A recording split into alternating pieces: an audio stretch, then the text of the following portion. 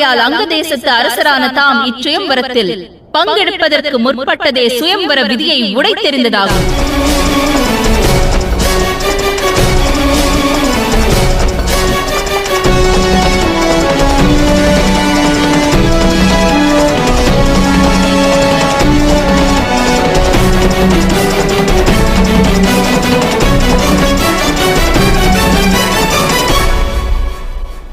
நீ உன்னுடைய முடிவை எடுத்துரைத்தாய் திரௌபதி. நான் கூறுவதையும் கேள். நடக்கும் சுயம்பரம் உனக்கானதாகும். நீ ஒருவரை விவாகம் செய்வாய் எனில் அவ்வரனை இவ்வரங்கில் தேர்ந்தெடுப்பாயாக.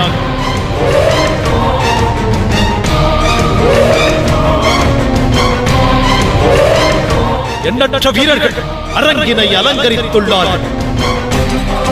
சுயம்பரத்தை வென்று காட்டுவார்களா?